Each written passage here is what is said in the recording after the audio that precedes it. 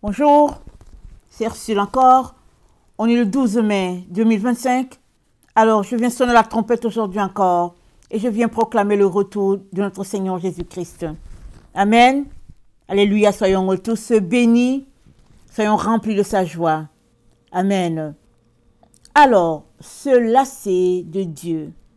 Amen. Se lasser de Dieu. Est-ce qu'il t'est déjà arrivé de te lasser de Dieu? Amen. Ce sont des choses qui arrivent. Souvent, c'est la fatigue. Souvent, c'est tout simplement que on est découragé, on attend quelque chose et puis on ne voit pas et puis on accuse Dieu. Souvent aussi, c'est tout simplement que on retourne, n'est-ce pas, à notre passé et puis on se rend compte que tiens, je ne pensais pas que j'allais vivre tous ces moments difficiles-là avec Dieu, alors ça ne me tente plus. Amen. Peu importe la raison, n'est-ce pas, qui fait que tu t'es lassé de Dieu, Dieu nous dit dans Ésaïe 43, au verset 20, il dit « Les bêtes des champs me glorifieront, les chacals et autriches, et les autriches, parce que j'aurai mis des eaux dans le désert. » Nous savons que le chacal, les autriches, ils vivent dans le désert. Et souvent, ils vont des distances pour aller trouver de l'eau, parce que le désert, nous savons que c'est aride. Et Dieu dit que ces animaux-là vont le louer, parce que là où c'est désertique, lui, il aura pourvu pour qu'il y ait de l'eau. Et ici, n'est-ce pas, pour ramener la chose de manière spirituelle, Dieu est en train de dire que les animaux, n'est-ce pas, vont le louer, vont le célébrer. Et voilà ce qu'il dit. Il dit parce que j'aurais mis des eaux dans le désert, des fleuves dans la solitude, pour abreuver mon peuple, mon élu. Le peuple que je me suis formé publiera mes louanges. Et tu ne m'as pas invoqué, ô Jacob, car tu t'es lassé de moi, ô Israël. Amen. Donc Dieu dit à ses enfants, n'est-ce pas ici, on parle de Jacob, Dieu parle de Jacob, d'Israël, mets ton nom dedans. Amen, mets-y ton nom. Et Dieu te dit, tu t'es lassé de moi. Les animaux me louent, les arbres me célèbrent, n'est-ce pas? Les insectes, n'est-ce pas, jubilent, parce que Dieu parle de la fourmi, n'est-ce pas, comme un exemple de sagesse. Et ces créatures de Dieu-là, elles font, n'est-ce pas, ce que Dieu les a appelées à faire, sans rechigner, parce que c'est ce qu'elles sont appelées à faire. Mais toi, créé à l'image de Dieu, il arrive que tu te lasses. Pourquoi cela? Amen. Quelle en est la raison? Tu peux donner toutes sortes de raisons, mais Dieu te dit, n'est-ce pas? Tombe-t-on sans se relever? Amen. Est-ce qu'on tombe sans se relever? Alors ça c'est dans Jérémie 8. Le Seigneur m'a vraiment beaucoup encouragé, n'est-ce pas, aujourd'hui. Ça c'est une parenthèse parce que j'ai préparé mon texte, n'est-ce pas, le 11 mai. Je l'ai préparé, c'est-à-dire hier. J'ai préparé deux messages sur Jérémie 8. Amen. Et j'étais étonnée aujourd'hui, j'étais en train d'aller, j'ai écouté un frère cette soirée. J'étais étonnée de savoir qu'il a parlé de Jérémie 8, le texte que Dieu m'a donné, n'est-ce pas, dans deux messages que je suis en train d'apporter. Et cela m'a encouragée, n'est-ce pas, de savoir que, tiens, ça dit que les enfants de Dieu sont connectés les uns avec les autres, mais quand Dieu veut faire passer un message, il le fait passer, n'est-ce pas, du nord au sud, de l'est à l'ouest. C'est-à-dire, ce n'est pas toi qui est important, n'est-ce pas, dans le message que Dieu donne. Ce qui est important, c'est que tu puisses passer le message parce que les enfants de Dieu sont partout. C'est-à-dire, ne dédaigne pas de faire ce que Dieu te demande de faire parce que c'est un privilège de faire ce que Dieu nous demande. Alors, ce frère-là et moi, on ne s'est pas consulté. Lui, il parle en anglais, moi, je parle en français. Amen. On ne s'est pas consulté, mais en l'écoutant, il parlait de Jérémie 8. le même texte que Dieu m'a donné. Amen. Que je m'en vais vous lire, parce que c'est un texte, n'est-ce pas, d'actualité, même si Dieu a parlé à Israël par le prophète Jérémie, bien avant que Jésus-Christ vienne, ce texte est d'actualité et Dieu nous parle encore par ce texte aujourd'hui. Amen.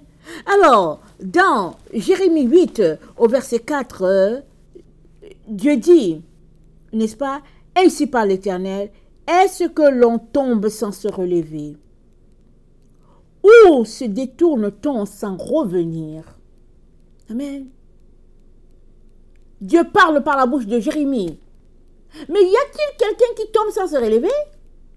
Un bébé là, quand il tombe, qu'est-ce qu'il fait? Il se relève, il regarde autour de lui pour voir s'il y a quelqu'un qui l'a regardé, surtout s'il est en couche. Excusez-moi de rire.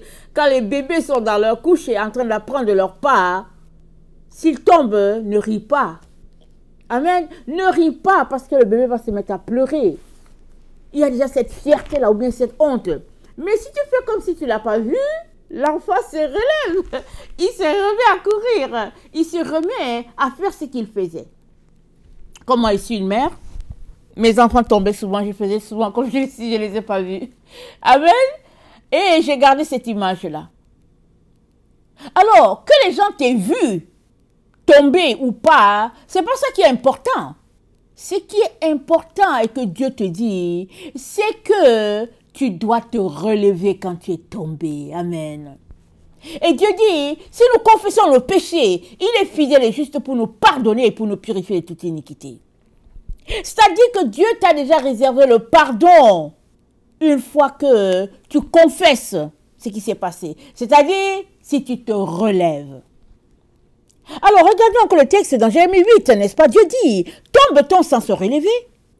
Pourquoi donc, au verset 5 de Jérémie 8, pourquoi donc ce peuple de Jérusalem s'abandonne-t-il à des perpétuels égarements? Pourquoi est-ce qu'on ne fait que s'égarer? Pourquoi est-ce qu'on ne fait que tomber? Et on ne se relève pas. C'est-à-dire quoi?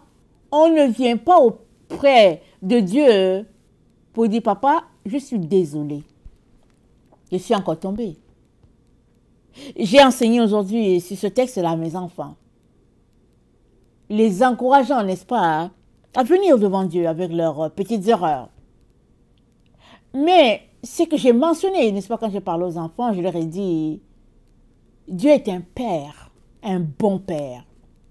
Quand tu prends l'habitude de venir à lui, quand tu tombes, souvent il ne te laisse même pas parler.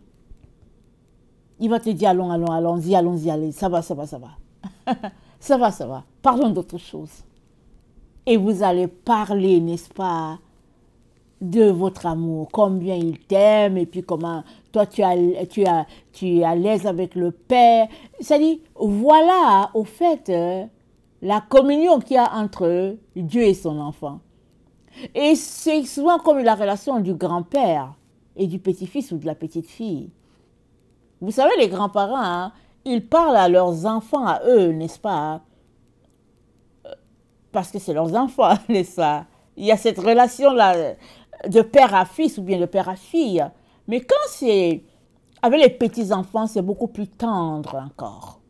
C'est comme ça que Dieu est envers ses enfants. Surtout quand tu as fait une faute. Amen. Et souvent, quand on a fait une faute, on s'attend, on se dit, ok, ça y est, je me fais taper sur les doigts. Mais c'est le contraire qui se passe avec Dieu. Quand tu viens, mais non, tu viens pour dire, papa, voilà ce que j'ai fait. Mais lui, il dit, non, il veut juste vous parler d'autre chose, des choses joyeuses. Amen. Parce qu'il sait que tu es faible. Il sait le corps dans lequel tu vis. Amen. Il n'est pas là pour te taper sur les doigts. Pour te dire, ouais, tu as fait ceci, tu mérites ceci, c'est là, l'enfer c'est pour toi, Non, il n'est pas là pour ça. Il est là pour t'aimer, pour te dire que malgré ce que tu vis, tu peux arriver au bout de ce qu'il a prévu pour toi. Amen. Voilà la relation que le Père aimerait qu'on ait avec lui. Voilà pourquoi il nous dit, ok, vous êtes tombé. Alors, pourquoi est-ce que vous demeurez à l'endroit où vous êtes tombé? La preuve est l'exemple de l'enfant. Amen. Il n'y a pas un bébé qui tombe et qui reste là par terre. Hein. Je vais vous dire, si vous l'avez regardé, alors il va rester par terre. Ou bien, s'il reste par terre, c'est qu'il ne sait pas comment faire pour se relever. Surtout quand il apprend à marcher, souvent il tombe sur le dos, il ne sait pas comment rouler pour se relever. Mais quand il a autour d'un an, 2 ans, ou je ne sais pas, quand il tombe, il se relève lui-même. Et il reprend sa course, surtout si vous êtes en train de courir, n'est-ce pas, à jouer à quelque chose d'important. Hein. Il va se relever parce qu'il veut gagner. Amen. Parce que les enfants, c'est un peu ça. Et Dieu aimerait qu'on ait cette relation-là d'enfant avec lui et de père, de telle sorte que, n'est-ce pas, il va nous aider dans nos faiblesses. Alors il dit, au verset 6 de Jérémie 8, il dit, « Je suis attentif et puis j'écoute. » Il ne parle pas comme il devrait parler. Aucun ne se répand de sa méchanceté. Dieu dit, je suis attentif. Mais qu'est-ce qui se passe dans notre temps? On voit devant Dieu pour dire que oui, il m'a fait ceci, elle m'a fait ceci, et puis c'est lui la cause, et puis il mérite ceci, et puis elle a fait ceci, et puis moi je n'ai rien fait. Je ne suis pas coupable, je n'ai pas fait comme si, et puis tout ça. C'est pas de ça que Dieu veut qu'on parle. Amen. Dieu aimerait que tu te concentres sur toi-même dans une situation, n'est-ce pas, où tu marches avec Dieu, n'est-ce pas? Il aimerait que tu te concentres sur toi-même.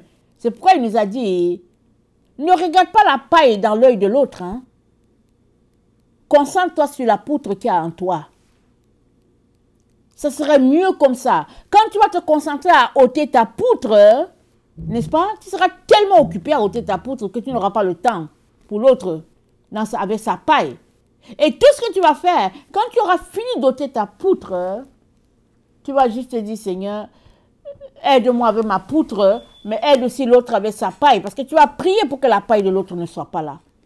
Tu ne vas pas prier pour que la personne soit punie à cause de sa paille.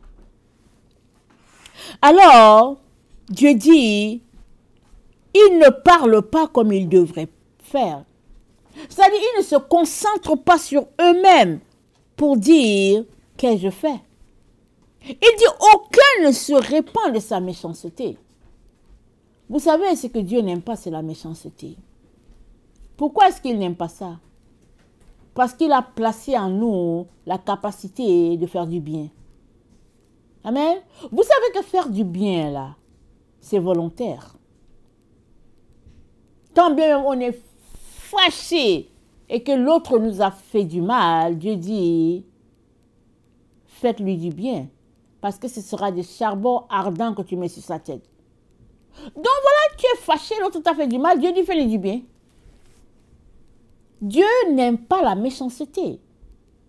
Voilà pourquoi il dit, mais comment se fait-il que mes enfants ne s'arrêtent pas pour dire qu'ai-je fait? On est dans le temps où, n'est-ce pas, le culte de la personne, n'est-ce pas, est prôné par-ci, par-là. Et si bien que on est parfait, on ne fait jamais rien de mal. Et puis c'est l'autre qui fait quelque chose de mal. Nous, on ne fait jamais rien de mal.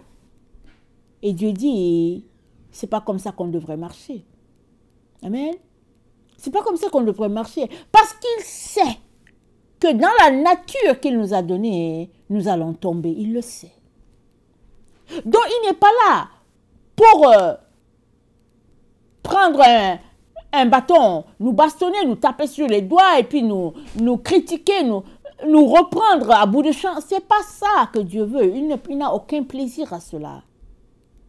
Ce que Dieu aimerait, c'est que chacun rentre en soi-même et qu'il puisse dire, qu'ai-je fait? C'est que chacun se concentre sur sa propre conscience, n'est-ce pas?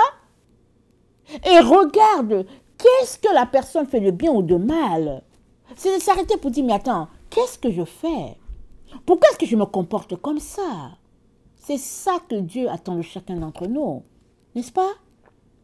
Et je vais vous dire, chers frères et chères sœurs, ce n'est pas compliqué, n'est-ce pas, de se poser la question qu'est-ce que je fais. Ce n'est pas compliqué. C'est de sortir du monde de notre monde. Dans notre monde, on est parfait. On est parfait, on ne fait rien de mal. Et puis, on entend les gens qui sont toujours en train de critiquer l'autre qui a fait quelque chose de très grave, et puis bien voilà. Mais non. Venons devant lui, n'est-ce pas, en nous concentrant sur nous. Et ça va aider à ce qu'on ne se lasse pas dans notre marche avec Dieu. Souvent, on se lasse parce qu'on s'attend à ce que Dieu punisse l'autre. On se dit, Seigneur, tu sais ce qu'elle m'a fait. Ce qu'elle m'a fait, c'est trop grave, et puis tu n'as rien fait. Mais n'oublions pas que l'autre, c'est aussi l'enfant de Dieu. Amen. L'autre, c'est aussi l'enfant de Dieu. Quand bien même l'autre personne serait tellement méchante, Dieu aimerait que l'autre personne aussi soit sauvée. Et Dieu compte sur toi pour sauver la personne. Comment? Sur ton pardon. Amen. Sur ton pardon. Sur ta capacité, n'est-ce pas, à rentrer en toi en te disant, ok, ça s'est passé, comment est-ce que je peux faire pour que, n'est-ce pas, l'œuvre de Dieu ne soit pas bloquée? Comment est-ce que je peux faire pour que le Saint-Esprit ne puisse pas être attristé dans cette situation? Puisque l'autre personne, n'est-ce pas, à elle aussi de se poser des questions. Mais toi, n'est-ce pas, qui marche avec Dieu, à qui Dieu a donné la capacité de rentrer en toi, il est important que tu te dises, qu'ai-je fait? Comment puis-je changer cette situation? N'est-ce pas? Et Dieu, par son Esprit Saint, va nous aider, va venir. N'est-ce pas? Et dans Apocalypse 2, le verset 4, voilà ce qu'il dit. Dans Apocalypse 2, verset 4, il parle, n'est-ce pas, à l'église d'Éphèse, notre Dieu, et il dit, mais ce que j'ai contre toi, c'est que tu as abandonné ton premier amour. Souviens-toi donc d'où tu es tombé. Amen. Alors l'église d'Éphèse fait des bonnes choses, c'est une église persévérante, c'est une église qui aime le Seigneur, c'est une église qui s'est détournée de la voie des méchants. Dieu, n'est-ce pas, approuve tout cela. Mais Dieu dit, il y a quelque chose qui se passe que je n'aime pas. C'est que tu as abandonné, n'est-ce pas, ton premier amour. Le premier amour, n'est-ce pas, nous savons, c'est notre Dieu. Vous savez, le jour où vous avez donné votre vie à Jésus, le jour où le Saint-Esprit, n'est-ce pas, vous a convaincu, n'est-ce pas, d'avoir offensé Dieu et vous a convaincu de devenir enfant de Dieu, ce jour-là, la joie entre dans votre cœur. Il n'y a pas un seul converti sur la terre qui va te dire, ok, j'étais converti, mais je n'ai rien senti, et puis, je ne sais pas, et puis, non. Toutes les personnes qui sont converties, la joie de Dieu les a visitées. Ils se souviennent toujours, parce que c'était le ciel sur terre. Ce jour-là, c'était le ciel sur terre. C'était le jour qu'on sait qu'on est pardonné par nos péchés. On est tellement content pour dire, wow, Seigneur, comment te dire merci. On est joyeux. Et Dieu dit, souviens-toi. Amen. Souviens-toi d'où tu es tombé. C'est là que souvent c'est difficile. Souvent, hein, on aura besoin du Saint-Esprit pour nous rappeler l'endroit où on est tombé. Mais très très souvent aussi, on se souvient très bien, mais on essaye d'étouffer ça parce qu'on ne veut pas se rappeler. Et on continue sur la voie de notre égarement. Et Dieu dit, répands-toi. C'est-à-dire, relève-toi. Amen. Alors, le fait de se relever, si c'est vis-à-vis de nous-mêmes, c'est de demander pardon à Dieu. Mais si c'est vis-à-vis de quelqu'un, hein, souvent ça va prendre qu'on aille demander pardon à la personne. Et souvent aussi, ça va prendre que la situation est telle qu'on ne peut pas aller voir la personne, mais c'est à Dieu qu'on va parler pour dire, Seigneur, je n'arrive pas à pardonner à cette personne. Je n'arrive pas. Et là, déjà, c'est un acte de relèvement. Parce que tu viens devant Dieu pour dire, Seigneur, aide-moi.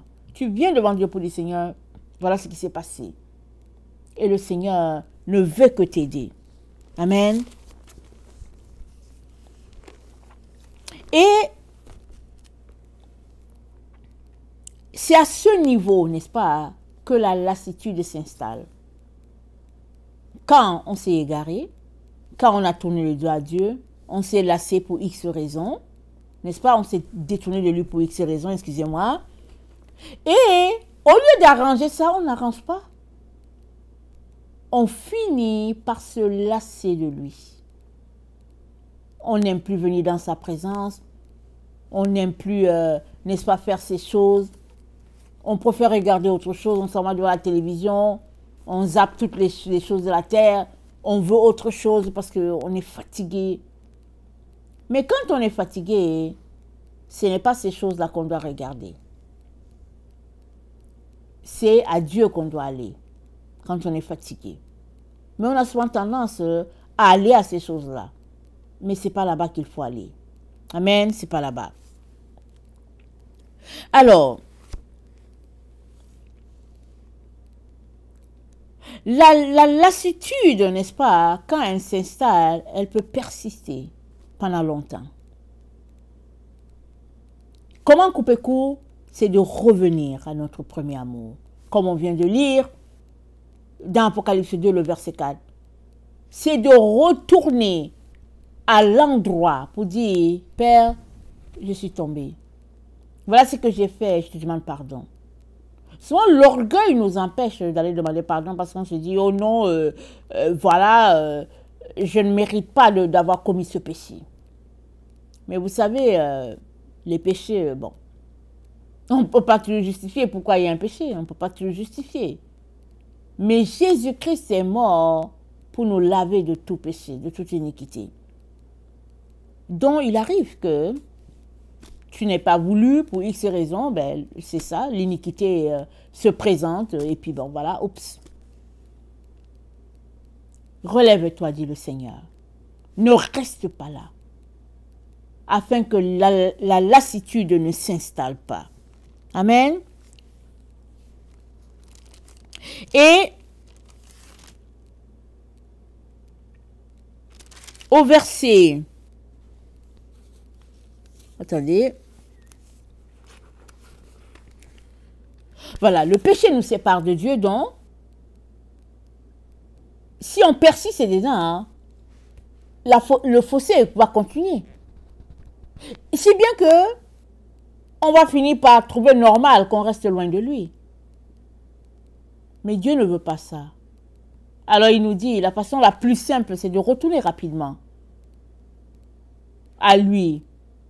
Parce que il l'a dit au verset 5, il dit, attendez, il dit, je suis là et j'écoute. Dieu écoute. C'est-à-dire, il est prompt, n'est-ce pas, à nous accueillir. Un peu comme le fils prodigue qui a dit, ok, je vais retourner vers mon père. Je vais lui dire, Père, j'ai péché contre toi. Et la Bible dit, au loin, le père regardait. Dès que l'enfant est venu, le père s'est jeté à son cou. Le père s'est jeté à son cou. L'enfant n'a même pas eu le temps d'expliquer tout. Le père s'est jeté à son cou. Il dit, ok, tuez les moutons et puis tout ça, et puis faisons la fête. Le père était content que le fils soit revenu. Tout cela pour dire, le père t'attend. Il dit, j'écoute. Et il dit, pourquoi est-ce qu'il persiste dans la tromperie et refuse de se convertir? Pourquoi? C'est là la question que nous devons répondre, chacun pour sa part. Pourquoi? Souvent on se dit, oh non, je ne veux pas retourner là-bas. Non. Moi je me rappelle, il y a quelques années, n'est-ce pas, quand le Seigneur, l'Esprit de Dieu m'a montré que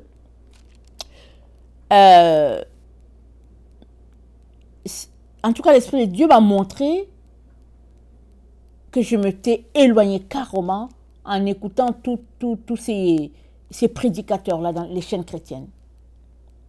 Ça dit, j'étais devant l'évidence que il y avait beaucoup, n'est-ce pas, des choses qui ont été drainées de moi. Amen.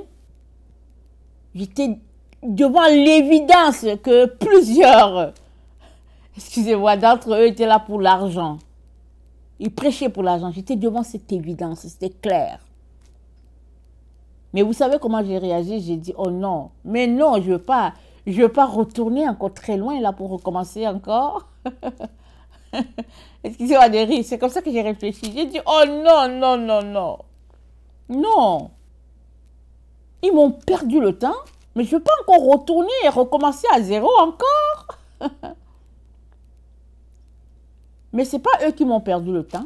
C'est moi qui ai pris mon temps pour les écouter parce que ça m'arrangeait d'écouter une émission de 30 minutes parler de Jésus. Ça m'arrangeait.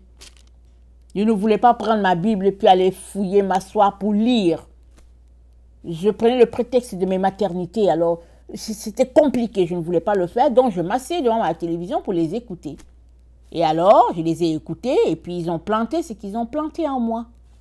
Maintenant, l'Esprit de Dieu me convainquait très bien que tout ça, c'était à recommencer. C'était à jeter à la poubelle. Tout. Et c'est là que je disais, oh non, mais non, mais non. Mais c'était, mais oui. C'était ça. Moi, mon cœur disait, non, je ne veux pas retourner là-bas encore. Je ne veux pas retourner recommencer. Mais l'Esprit de Dieu me disait, oui. Excusez-moi, oui, c'est tout ce qu'il y a à faire. Recommencer, retourner où tu es tombé et recommencer.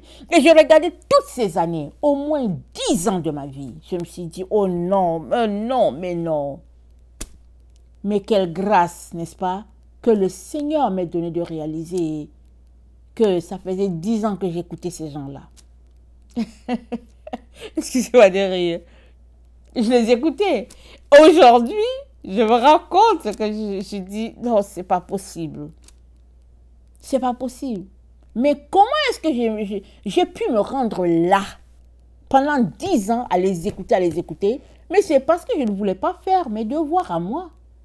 Amen. Je ne voulais pas faire mes devoirs. Je ne voulais pas m'asseoir, lire la Bible, la noter, prendre mon cahier, faire comme je faisais avant, n'est-ce pas, que je ne tombe dans les maternités. Je ne voulais pas le faire. Mais l'évidence était là, que c'était la chose à faire. Amen. L'évidence était là. Et même, c'était rendu que quand je partais à l'église, je ne prenais même pas la Bible. J'allais juste pour m'asseoir, pour écouter ce qu'ils allaient dire. Et un jour, le Seigneur m'a dit, je partais à l'église, le Seigneur m'a dit, tu prends ta Bible, tu prends ta Bible, pendant qu'ils sont en train de prêcher là, toi tu lis ta Bible. Je vais te parler là. Pendant qu'ils sont en train de prêcher, je vais te parler. Le même texte qu'ils donnent, toi tu prends, tu lis. Et je vais te parler là. Je n'avais plus le choix. Je n'avais plus de prétexte pour laisser ma Bible à la maison. Amen. Je partais avec ma Bible. Parce que le Seigneur a vu que, au fait, il y avait trop de distractions. Tellement de distractions. N'est-ce pas? Dans ma vie, si bien que il est venu m'aider. Oui, le Seigneur peut nous enseigner par quelqu'un d'autre. À tous les jours d'ailleurs, il n'y a pas de problème. Mais aussi, le Seigneur veut t'enseigner de lui à toi, one à one, à tous les jours. Il veut ça aussi. Mais toi, est-ce que tu as le temps pour lui? Amen. Est-ce que tu as le temps pour lui? Là, tu es en train de m'écouter. Le Seigneur est peut-être en train de t'enseigner par moi. Mais maintenant que tu auras fini de m'écouter, le Seigneur veut aussi t'enseigner, toi et puis lui. Sans que tu m'écoutes. C'est ça que le Seigneur veut. Mais est-ce que tu es prêt? Très souvent, quand on a écouté quelqu'un, n'est-ce pas, qui fait notre affaire, on dit, ok, moi j'ai écouté mon pasteur, ou bien j'ai écouté ma prédication de la journée, et puis on est content, on dit, ok, je m'en vais dormir. Mais je vous encourage, n'est-ce pas, à ne pas vous arrêter là. S'il vous plaît, ne vous arrêtez pas là. Une fois que vous avez écouté, n'est-ce pas, la personne par qui le Seigneur, n'est-ce pas, peut vous enseigner, allez aussi vous asseoir devant Dieu pour que lui-même vous parle, pour que le Saint-Esprit vous parle à travers, n'est-ce pas, votre lecture, ou bien votre temps de prière, ou bien votre temps de louange. Laissez l'Esprit de Dieu, n'est-ce pas, vous pénétrer et vous donner la parole que Dieu a pour vous directement aussi. Oui, c'est possible. Amen. Donc tous ces éléments-là, n'est-ce pas, c'est-à-dire la relation avec Dieu, la relation que Dieu peut avoir avec toi à travers quelqu'un d'autre, un frère, une soeur pour t'exhorter, tous ces éléments-là vont aider à ce que tu ne te lasses pas de Dieu. Que tu ne te lasses pas, mais que même dans la fatigue, tu viennes le cœur rempli de joie et de reconnaissance devant Dieu parce que il est ton souffle. Si tu vis, c'est parce que le souffle de Dieu est en toi. Une fois que le souffle de Dieu n'est plus là, tu ne peux pas tenir. Amen. Voilà pourquoi il est très important que tu puisses célébrer Dieu, n'est-ce pas? Que les temps à tes yeux soient bons ou mauvais, il est très important que tu puisses célébrer Dieu et lui rendre toute la gloire et puis lui donner toute la place qui lui revient. Amen. Que le Seigneur bénisse sa parole et que sa gloire, n'est-ce pas, s'étende, amen, dans nos vies, à tout moment, n'est-ce pas? Et que nous ne puissions pas nous lasser. Et si la lassitude s'installe, retournons à ses pieds. Allons-y. Il va nous aider. Amen. Soyez tous bénis. Amen.